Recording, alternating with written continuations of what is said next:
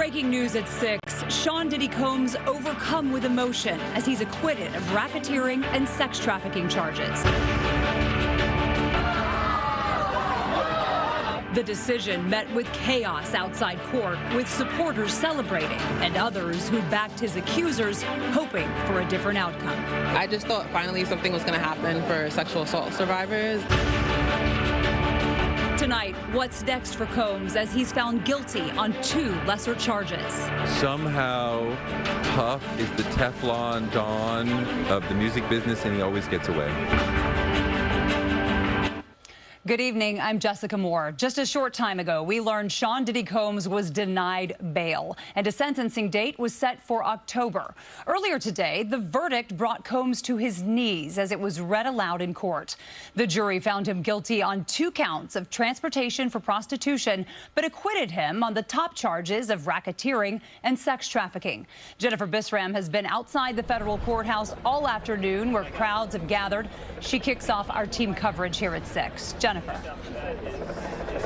Hi, Jess. We learned around 5:20 during that bail hearing that bail was denied for Sean Diddy Combs. That means he will not walk out of the doors here of the federal courthouse today. Instead, he will remain in custody as he awaits sentencing. Now, I want to read a quick message what's happening inside of the courtroom from our Alice Gainer. The defense argued, he's a man who is in the process of working on himself.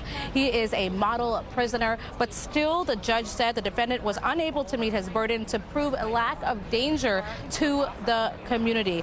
And if we can go back and just look at those charges really quickly, a jury found him not guilty of racketeering conspiracy. They found him not guilty of sex trafficking by force, fraud, and coercion, but they did find him guilty on 2 counts of transportation to engage in prostitution. Each charge carries a sentence of 0 to 10 years in prison.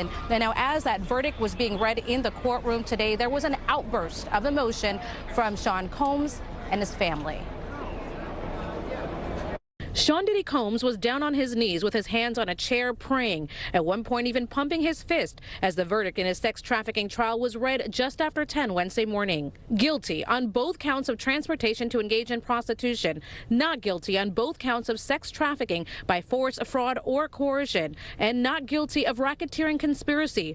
Jurors acquitted him of the most serious charge. There was an outburst of emotion in the courtroom.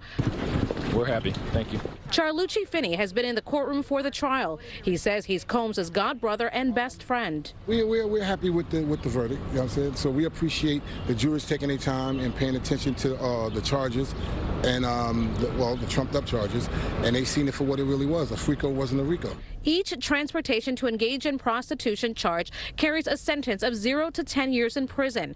That means the 55-year-old music mogul could get a sentence of up to 20 years, not life behind bars. His mother and children could be seen leaving the courthouse smiling and waving. After the verdict, the defense requested Combs be released with conditions as he awaits sentencing. His attorneys submitting this letter to the judge, proposing a $1 million bond co-signed by his mother and other family members.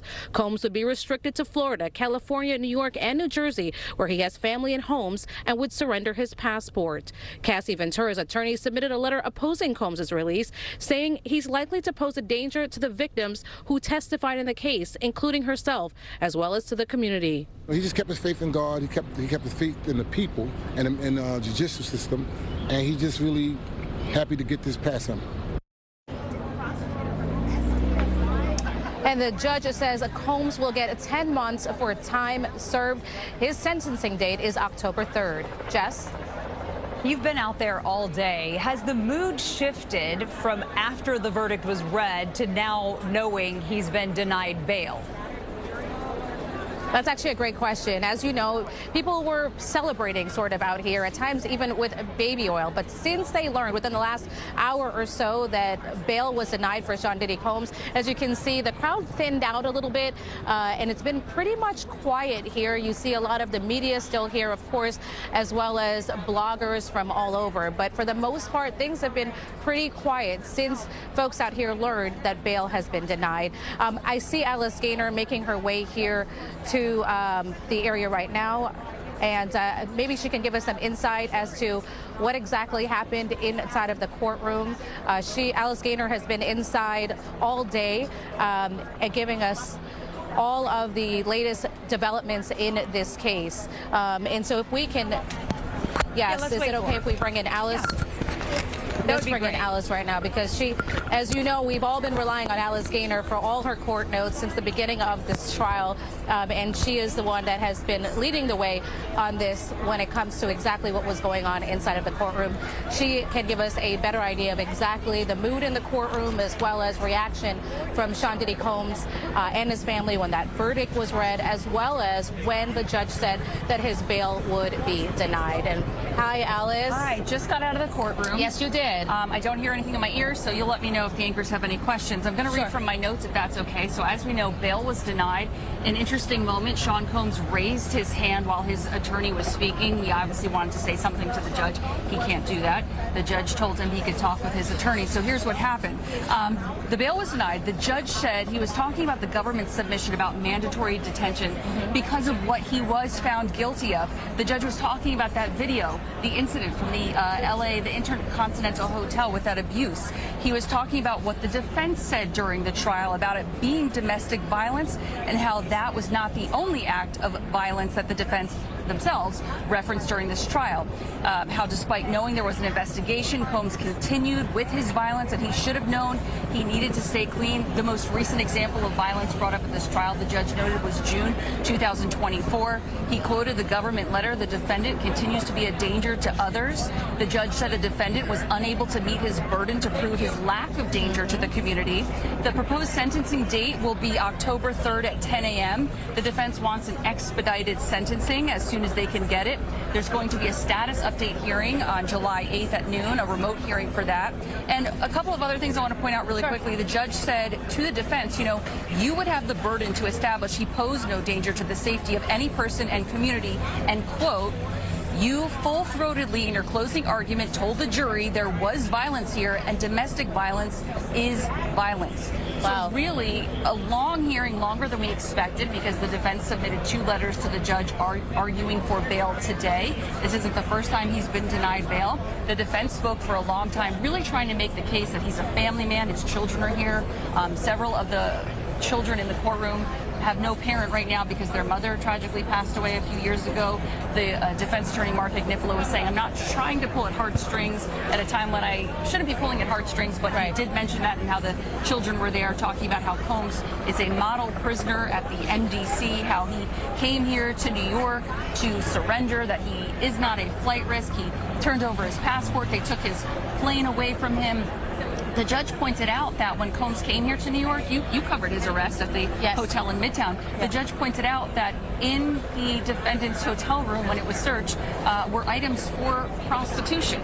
This goes back to what the judge was saying about he should have been laying low and keeping clean if he knew there was an investigation. But instead, he invited Jane to this hotel. She didn't come because he was arrested, but they found all these items in there. We saw the pictures from the searches. It was baby oil, it was drugs, it was all the things that made up these so-called freak-offs and wild king nights and hotel nights. So again, bail denied. We'll have a remote hearing on Tuesday for a status update, but it looks like sentencing will be in October.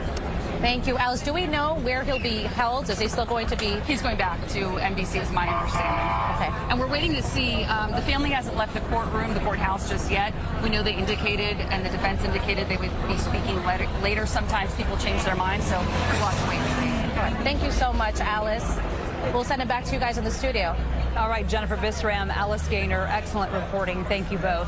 Crowds of people have been outside the courthouse all day reacting to the verdict and now the decision to deny Combs' bond. Lisa Rozner heard from them. She joins us live now with more on what they had to say. Lisa. Well, Jessica, some content creators have traveled from across the country to cover this trial. They say it is a moment in history they will never forget. And I want to show you just how big the crowd is right now. Everyone's waiting for the family of Diddy Combs to come out. This has been where we really see people swarming the front entrance of Pearl Street. And you can see there's a lot of police here now. The strategic response group is here. But first, why don't you listen to what some of these content creators had to say about this experience. Diddy's Diddy's mom blew kisses at supporters Wednesday afternoon as she went back into the courthouse following the verdict. Free Puff! Free Puff! A key piece of evidence in the trial, baby oil was used by Diddy supporters as they celebrated. The man in the center, a content creator who says he's from Los Angeles, but rented a place in New York the last 2 months to cover the trial. This was a historic case, you know, and I think that I needed to be a part of it because this is part of hip-hop history. This podcaster traveled from D.C. You think Diddy was treated fairly? It's kind of hard to say because, again, when you have influence and power like that, you have the resources to fight these things. I was absolutely devastated by the verdict. My heart breaks for all the women out there. There's many women out there that are heartbroken today. This is the craziest situation I've ever been in my life. The atmosphere was intense. It was crazy. I'm glad I got to experience it. And that man saying he thinks Diddy needs help and not prison time. A lot of different opinions in the crowd, which I want to show you again live here right now. More and more people coming just to get a glimpse of Sean Diddy Combs' family walking out. We do expect them to make some comments. The FDNY is here. We're not really sure why, but there's a lot of police, a lot of barricades, a lot of layers of media. Usually there's just one police pen for the media. There's probably about 3 right now. And on the outskirts here, you're just seeing the public coming by, wanting to take pictures. So it's been quite a scene. The sidewalk is blocked off both here on both sides of Pearl Street, one side for media, the other side for the public. And that's the latest in Lower Manhattan. I'm Lisa Rozner, CBS News, New York. NYPD and FDNY always prepared for any situation that might arise. Lisa, thank you. Joining us now is trial attorney Michelle Thomas. Michelle, good to see you again. Less than an hour after we last spoke, Combs was denied bond. What's your initial reaction to the judge's ruling here?